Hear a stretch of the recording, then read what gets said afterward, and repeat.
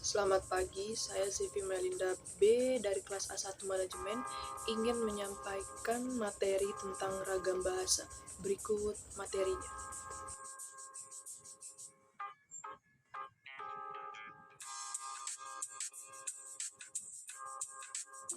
Ragam bahasa menurut KBBI adalah bentuk bahasa yang bervariasi menurut konteks pemakaian atau topik yang dibicarakan, hubungan antar pembicara, medium pembicaraan.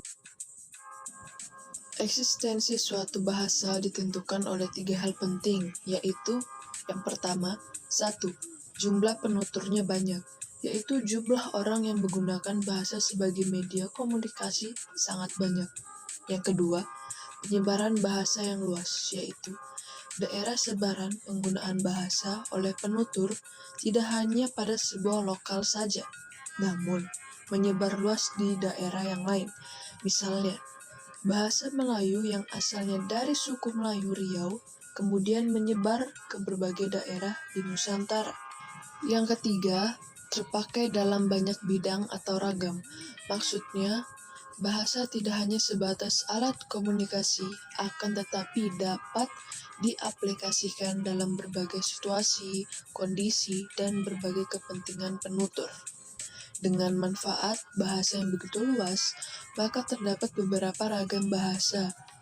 Dilihat dari beberapa sudut pandang, yaitu 1. Dari sudut pandang kebahasaan. Yang pertama, ragam lisan dan tulis.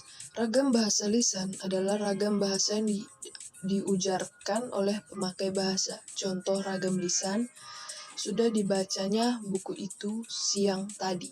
Sedangkan untuk ragam bahasa tulis adalah ragam bahasa yang ditulis atau dicetak si pembicara atau penulis, disebut komunikator. Si pendengar atau pembaca disebut komunikan. Yang kedua, dari sudut pandang kegunaan, ragam formal dan non-formal.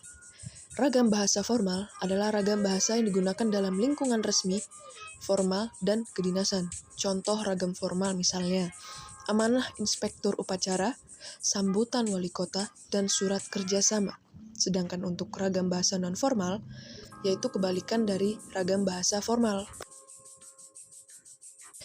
Yang ketiga, dari sudut pandang tata tulis, ragam baku dan tidak baku.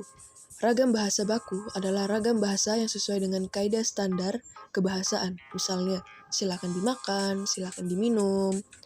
Yang ragam bahasa tidak baku merupakan kebalikan dari ragam bahasa baku.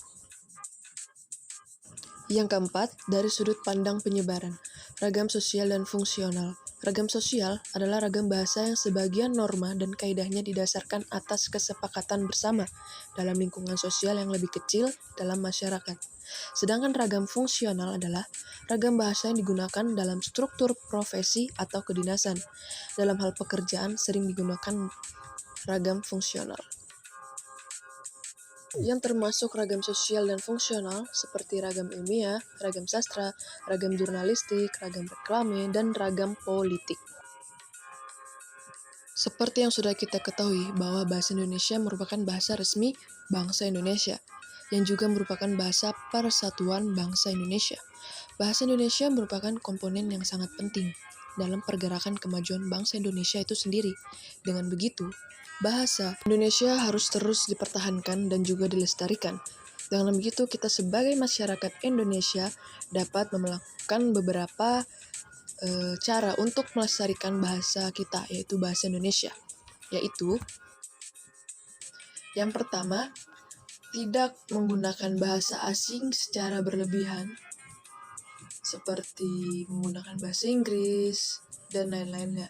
Yang kedua, membiasakan diri melakukan apapun dengan menggunakan bahasa Indonesia, walaupun itu hal sekecil apapun. Yang ketiga, meningkatkan rasa kebanggaan dengan menggunakan bahasa Indonesia.